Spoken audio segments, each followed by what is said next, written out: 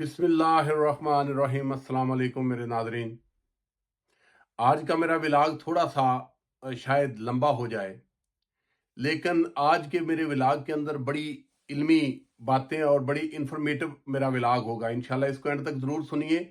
और अगर आपको इसकी समझ आए और अगर आप ये समझें कि मैं आपके लिए ये बिल्कुल एक्यूरेट इन्फॉर्मेशन लेके आया हूँ, तो इसको ज़रूर शेयर करें अपने दोस्त अहबाब के साथ। इंशाल्लाह आपको वो मालूमात मिलेंगी जो किसी और के पास नहीं। आज के इस व्लॉग के अंदर मैं डिस्कस करना चाहता हूं अमेरिका को।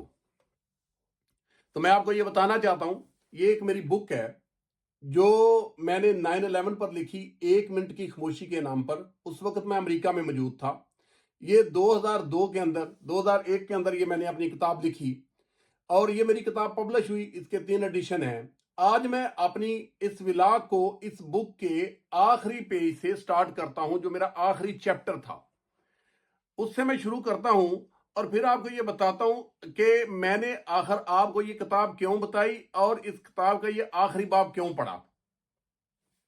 मैं अपनी किताब जो है इसको जब कंप्लीट करता हूं, इसका आखिरी चैप्टर, तो वो 18 सितंबर बरोज मंगल 2001 की बात है कि मैं लिखता हूं।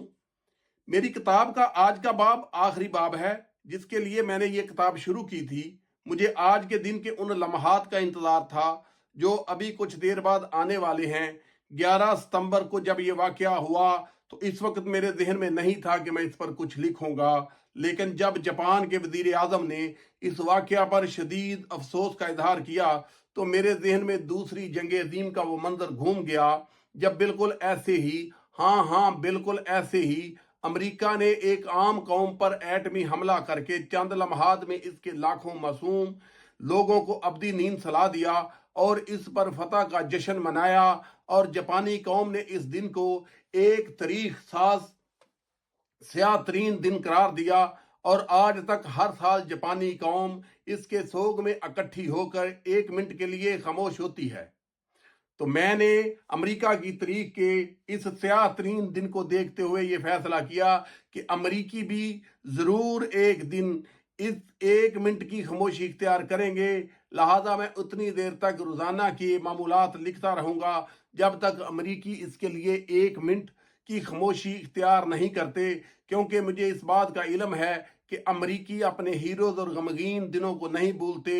ये जिंदा कौमों का शिवा है और बलाशुबा अमेरिका आज के दौर की जिंदा कौम है। मुझे अपनी किताब के आखिरी बाब को लिखने के लिए हफ्तों, महीनों या सालों इंतजार नहीं करना बड़ा बल्कि वो दिन, वो लम्हा और वो मंजर सिर्फ एक ही हफ्ता के बाद आ गया। आज मंगल का दिन है जब मैं ये अल्फाज लिख रहा हूं। इस वक्त सुबह के 8:40 हुए। ठीक 6 मिनट के बाद पूरी अमेरिकी कौम हर जगह 1 मिनट के लिए खामोश होगी और एक बहुत बड़ी तादाद डाउनटाउन में उसी जगह पहुंच चुकी है। अभी 1 मिनट कबल पूरी अमेरिकी कौम ने 1 मिनट की खामोशी इख्तियार की थी। ये खामोशी कौमी सतह पर थी। पूरे अमेरिका के निज़ाम को 1 मिनट के लिए बंद कर दिया गया इन बेगनाहों की याद में जो इस अलमनाक हादसा का शिकार हो गए, क्योंकि ये एक कौमी हादसा था। पिछले मंगल को ठीक इसी वक्त लोगों ने इस कौम की खुशियां छीन ली थी जो दुनिया की सबसे बड़ी सुपर पावर है। आज की ये खामोशी हमें ये पैगाम देती है कि जमीनों और सरहदों पर कब्जे के लिए बेगनाह इंसानी जिंदगियों से मत खेलो। लेकिन कोई ना समझा, ना अमेरिका समझा, ना इसराइल समझा, ना बोस्निया और कोसोवो के लोगों पर जुल्म करने से क्रोशिया के लोग बाज आए, ना भारत कश्मीरियों पर जुल्म करने से बाज आया और सिखों के लहू से होली खेलता रहा। साबक सोवियत यूनियन और मौजूदा रूस ने अपनी तबाहशुदा तरीक को बुला दिया और चीचनिया के मजलूमों पर जुल्म करता रहा। अमेरिका ने अपनी ताकत के नशा में पूरी दुनिया की तरीक को तलपट करके रख दिया। जिसको चाहा उठाया, जिसको चाहा गिरा दिया। लेकिन ठहरिए, बस 1 मिनट, हाँ हाँ बस 1 मिनट। क्या इंसान ने इससे कुछ सीखा? ये एक सवाल है। इससे कोई सीखे या ना सीखे, लेकिन एक बात है कि जिसने भी किया होता है कुदरत उससे इंतकाम जरूर लेती है। मैं ये सोचते हुए उठ खड़ा हुआ कि ये कैसा कारोबार है जिसमें 1 मिनट की खामोशी हजारों इंसानों की जिंदगियां और खरबों की तबाही की कीमत दी जाती है। ये कैसी खामोशी है? ये कैसी खामोशी है? क्या 1 मिनट की खामोशी की इतनी बड़ी कीमत अदा करना पड़ती है? ओह, इंसान कितना भोला और सादा है कि ये पहले सोचता ही नहीं और ना ही खामोश होता है, लेकिन जब तबाह होता है तो खामोश होता है। मगर पता नहीं अब अमेरिका इस 1 मिनट की सालाना खामोशी के बदले में दुनिया भर में कितनी खामोशियां बांटेगा। है इनकी तबाही में दरख्तों की भी साजिश, वरना ये उजड़ जाने का मौसम नहीं था। आप सोच रहे होंगे कि मैंने अपना व्लॉग शुरू करने से पहले अपनी किताब का ये आखिरी पेज क्यों पढ़ा। ये किताब मैंने अमेरिका के अंदर अपनी लिखी, 9/11 पर मेरी ये किताब है, और ये इसके अंदर वो हकीकत जो अमेरिका में हो रही थी मेरी आंखों के सामने, उसको लिखा गया। आज चूंकि अमेरिका इस वक्त कुदरत के इंतकाम का निशाना बना हुआ है, तो इसलिए मैंने वो किताब बताई कि उस वक्त भी अमेरिका अपने आप को दुनिया का खुदा समझता था, लेकिन खुदाओं का खुदा एक है जो ये कहता है कि कुन फयाकुन तो हो जाता है। आज आप देखें कि लॉस एंजलिस में ना अमेरिका को समझ आ रही है ना दुनिया के किसी और मुल्क को कि अमेरिका में 8 दिन से लगी आग बुझी नहीं रही। इस आग ने 40,000 एकड़ जमीन को जलाकर राख कर दिया। इस आग ने हॉलीवुड को, जो दुनिया में कल्चर चेंज करने वाला जगह था, पॉइंट था, उसको तबाह बर्बाद करके रख दिया। अब तक की रिपोर्ट के मुताबिक 25 लोग इस आग की नजर हुए हैं, और पर कुत्ते उनके जरिए लोगों की लाशें तलाश करने का काम जारी है। मलबे के अंदर से पता नहीं कितने लोग और मरे हैं, तकरीबन 2 दर्जन के लगभग लोग जो है वो मिसिंग है, जो मिल नहीं रहे। अमेरिकी तारीख का ये सबसे बड़ा नुकसान है।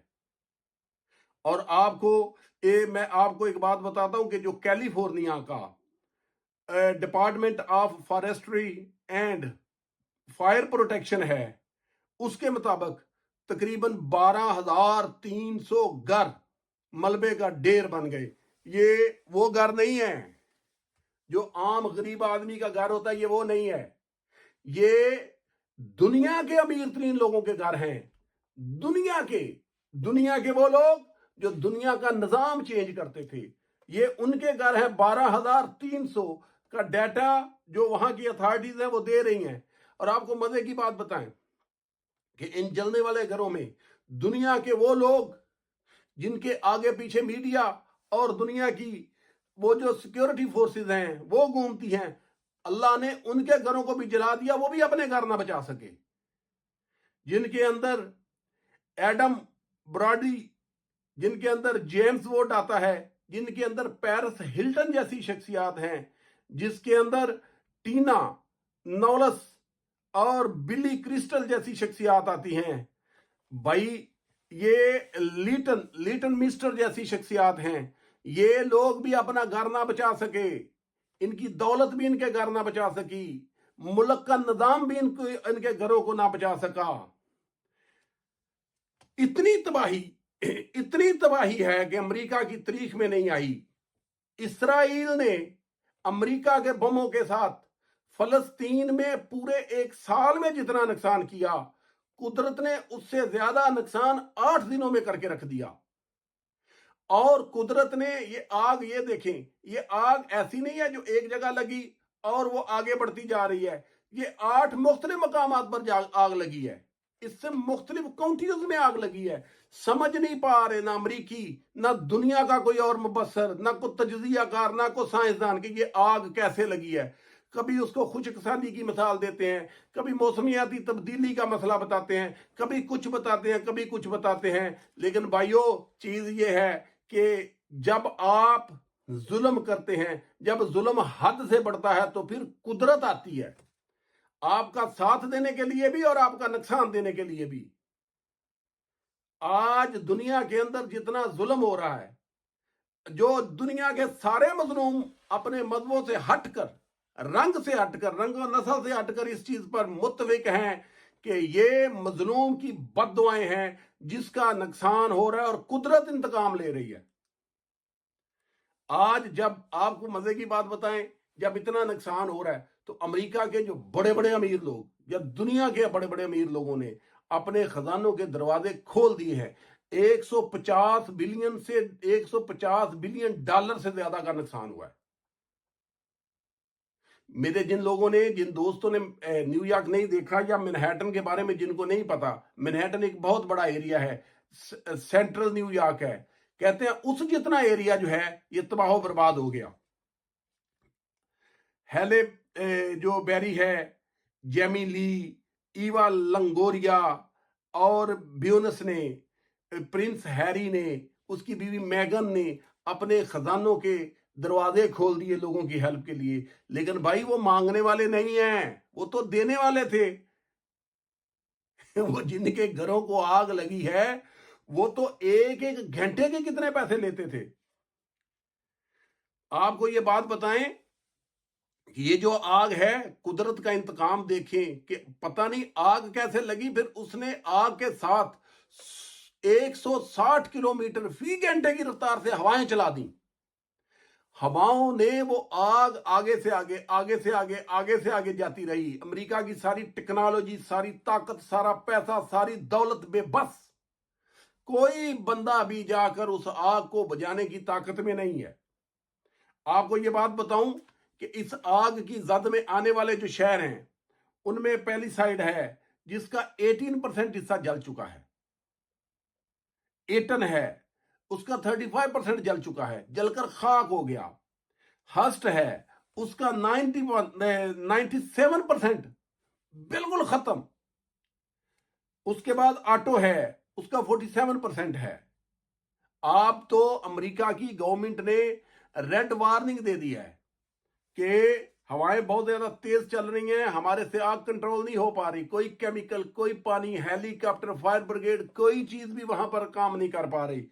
लिहाजा उन्होंने ये कहा है कि आप लोग इन इलाकों को खाली कर दें, जिसके अंदर अमेरिका की काउंटी लॉस एंजल्स आती है, वेंतुरा आती है, ऑरेंज आती है और सान डियागो।